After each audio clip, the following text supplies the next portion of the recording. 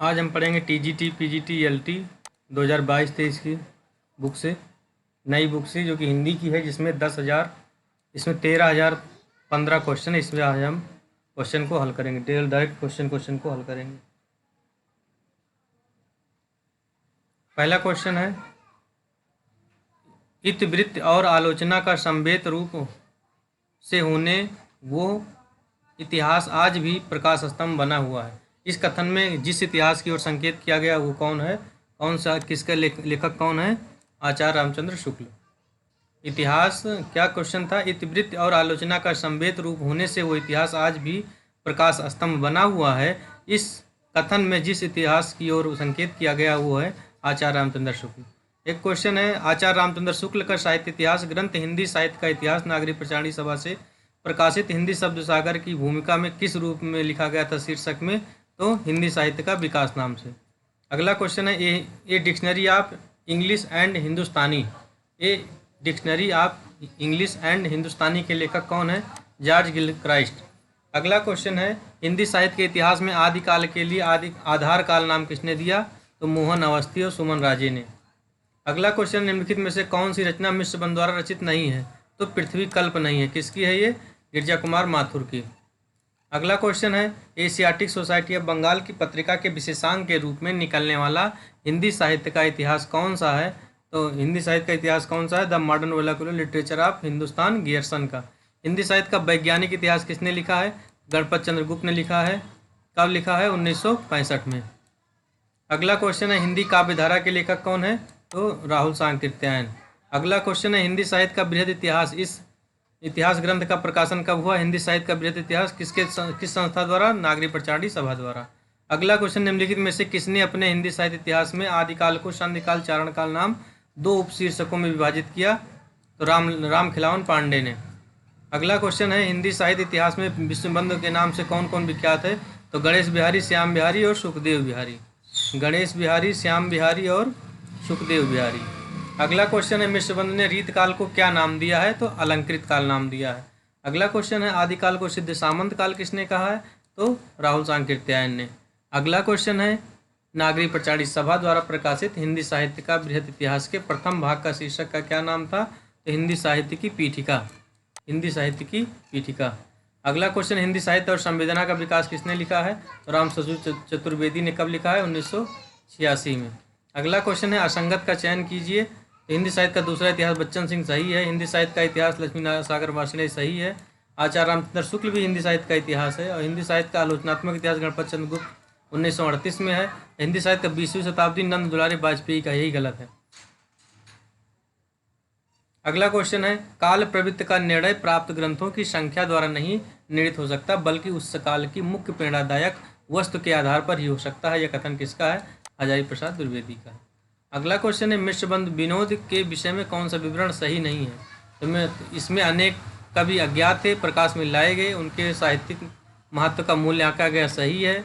इसमें भाग 3 70 में और भाग 4 91 में प्रकाशित हुआ, ये भी सही है।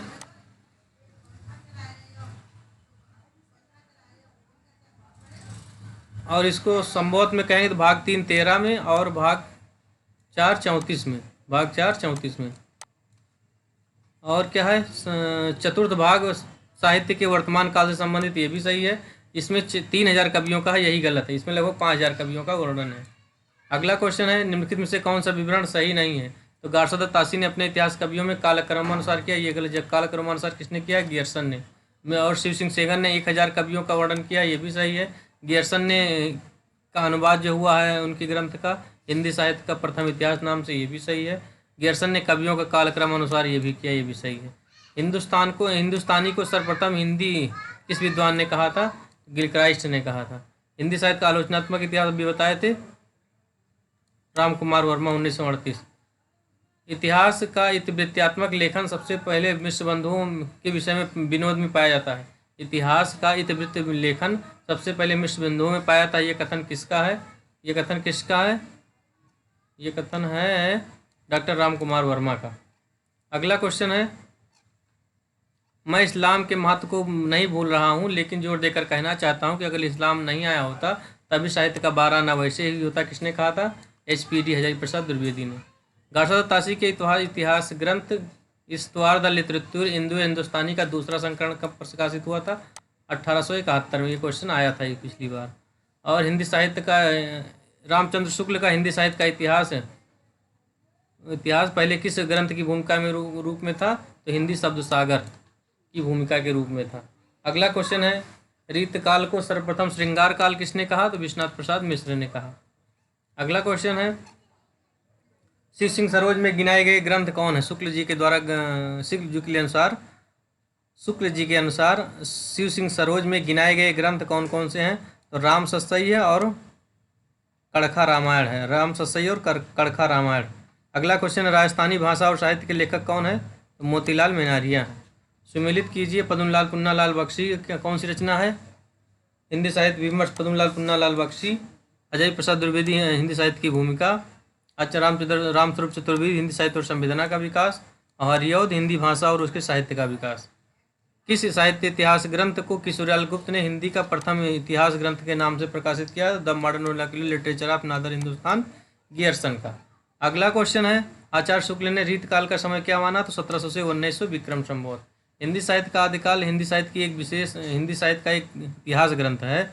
इसके लेखक कौन है? अजय प्रसाद द्विवेदी। हिंदी साहित्य के आदिकाल, हिंदी साहित्य की भूमिका और हिंदी साहित्य का उद्भव और विकास, 3 रचनाएं। निम्नलिखित में से किसने हिंदी साहित्य का इतिहास नहीं लिखा? किसने नहीं लिखा? डॉक्टर नगेंद्र नहीं लिखा, इन्होंने संपादन किया। अगला क्वेश्चन है, भारतीय साहित्य की भूमिका किसने लिखी? रामविलास शर्मा ने। भारतीय साहित्य की भूमिका रामविलास शर्मा ने।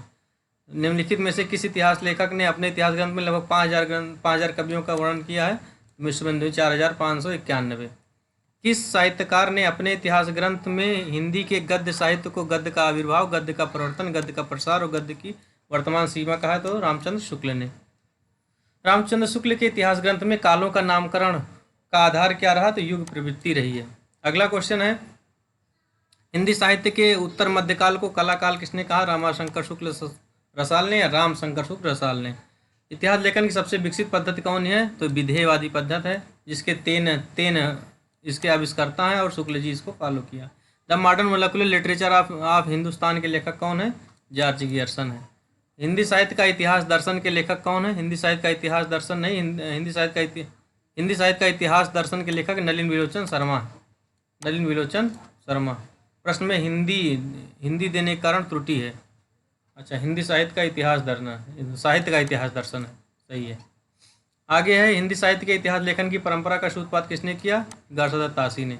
गणपत चंद्र गुप्त के अनुसार हिंदी साहित्य के इतिहास लेखन का पुनर्लेखन किस दृष्टिकोण के अनुसार उन्हें किया जाना चाहिए? तो स्वतंत्र, तटस्थ और संतुलित होकर। गणपत चंद्र गुप्त के अनुसार हिंदी साहित्य के इतिहास का पुनर्लेखन किस दृष्टिकोण के अनुसार किया जाना चाहिए? तो स्वतंत्र, तटस्थ और संतुलित दृष्टि से।